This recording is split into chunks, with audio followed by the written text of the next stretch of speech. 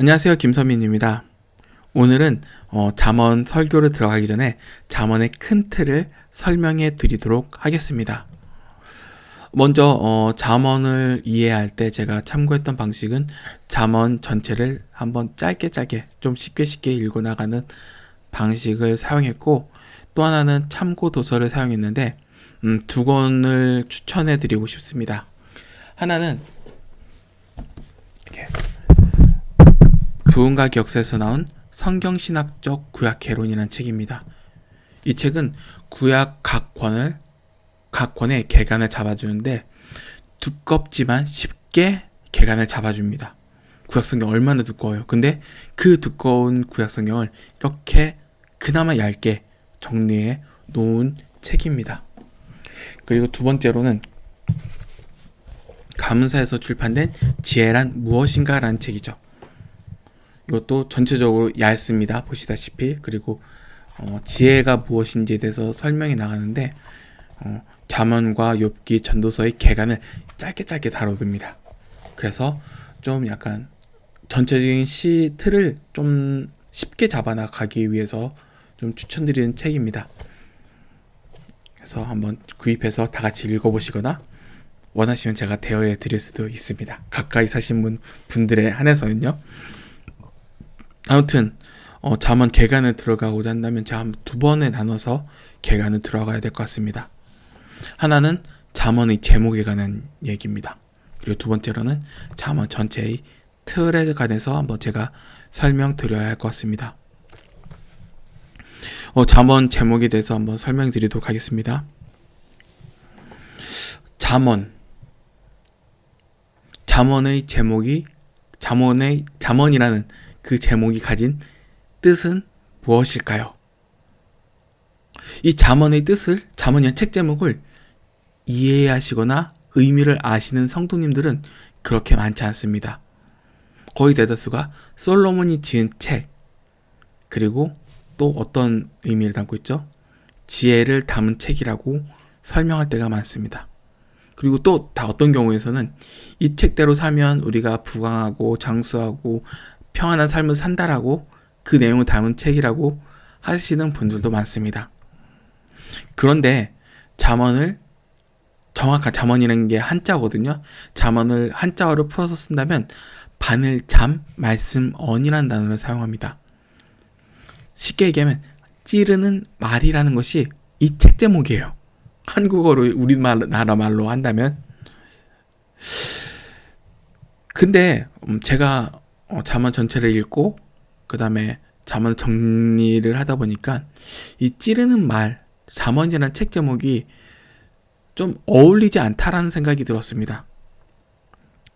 왜냐하면 잠언을 히브리어로 얘기하면 미슐레이라는 단어를 사용하는데 이것은 마샬이라는 단어의 복수입니다.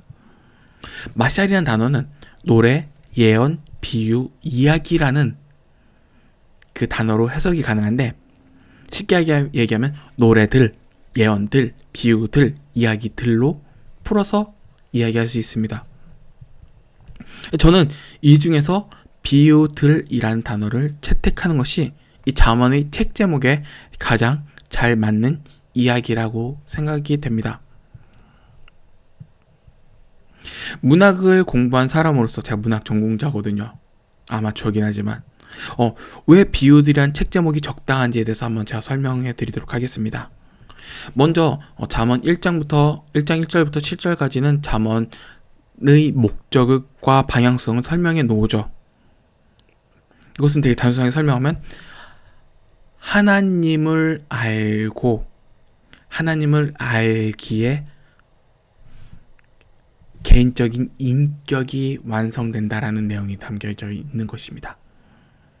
잠언의 목적은 하나님을 아는 것과 그리고 아는 하나님의 뜻대로 살아가는데 그 모양이 현실적입니다. 어떤 현실적일까요? 슬기롭고 지식이 있고 신중하며 학식과 지략 깨달음이 있습니다. 어때요? 쉽게 얘기하면 이것을 원어로도 제가 좀 정리해놨는데 한 사람의 인격이 된다라는 것입니다. 그리고 의와 공평을 얘기합니다. 사회적인 인격체. 하나님과 바른 관계를 맺고 내가 하나님 앞에 바르게 살고 동시에 세상 속에서 거룩함을 증거하는 삶을 살아가는 게 잠언의 목적입니다. 그리고 그 시작점은 여호와를 경외하는 것이 지식의 시작이다 라는 것으로 시작합니다. 그 목적을 담아놓은 다음에 이제 본격적으로 내용이 시작되잖아요. 그 본격적인 내용의 시작에 어떤 단어가 들어가 있는지 아십니까? 1장 8절을 읽으면 개역개정으로는 내 아들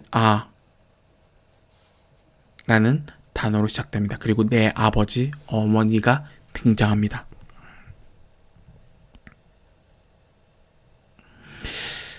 아버지가 아들에게 이야기를 합니다.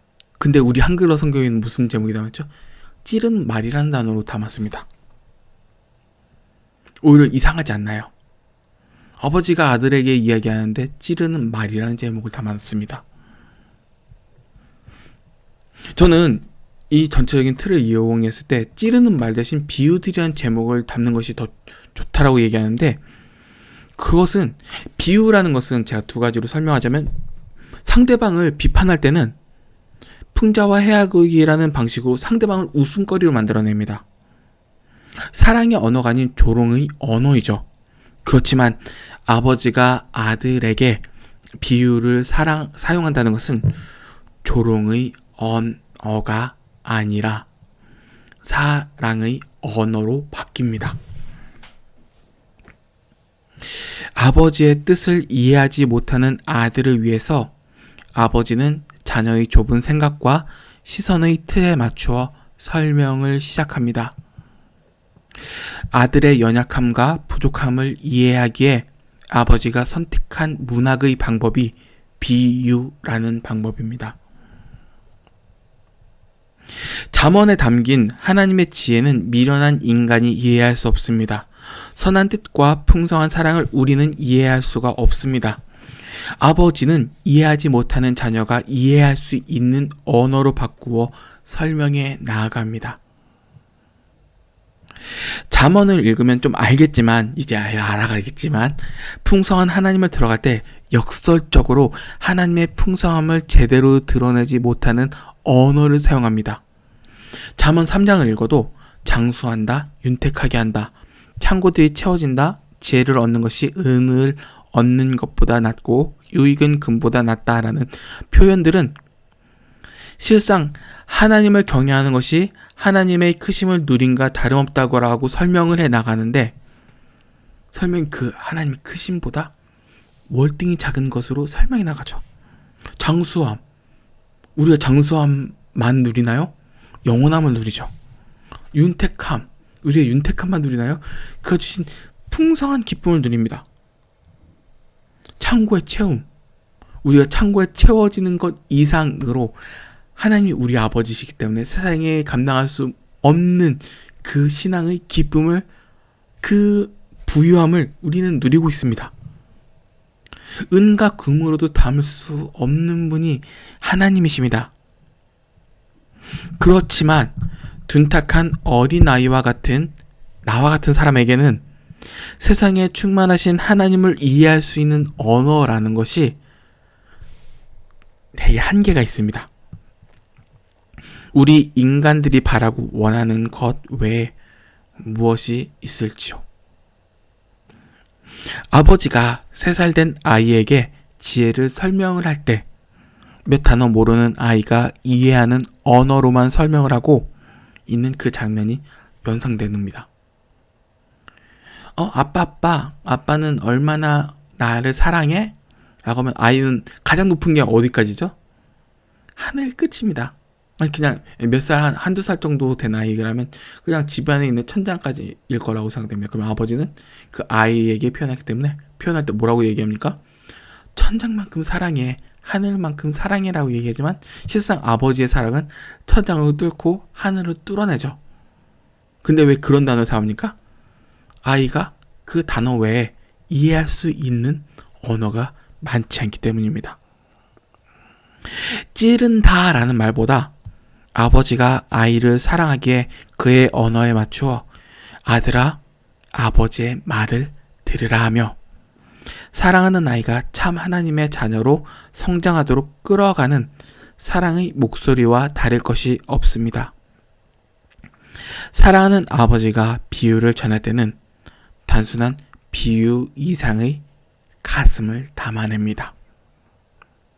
잠언은 찌르는 말이 아니라 아버지가 자녀에게 그 입술에 맞추어 전하는 사랑의 말씀입니다. 저도 이전에 잠언 설교를 했을 때도 어떤 마음을 막 찔러댄다는 것보다는 이 크신 하나님이 나를 사랑하신다 라는 것이 더욱더 직접적으로 경험되었거든요. 그래서 잠언의 책 제목을 비유들이라고 하는 것이 제일 적당하다라고 저는 생각합니다. 또한 잠언을 해석할 때 비유이기 때문에 어떻게 해석해야겠죠? 문자적으로 자, 이 책을 읽으면 똑똑해집니다. 이 책을 읽으면 부유해집니다 라고 해석을 해서는 안 되겠죠. 비유니까요. 비유라는 그 문학적 장르를 굳이 그대로 문자적으로 해석하면 인간의 탐욕을 드러내는 해석으로 밖에 가지 않습니다. 그러기에 이 장르를 알고 또 제목을 이해함으로써 우리가 잠언을 읽을 때마다 되게 어려워, 되게 짜증나는 말이야, 또 찔러 라고 하기보다 사랑하는 아버지가 자녀가 진짜 잘 되고 진짜 기쁨이 충만하길 바라는 그 마음으로 우리에게 전하는 그 말씀이다 라는 것으로 읽어 나아간다면 잠언을 더 깊게 사랑의 마음으로 이해해 나갈 수 있지 않을까요? 그것이 잠언 책 제목에서 담아주는 잠언 개간 첫 번째 이야기입니다.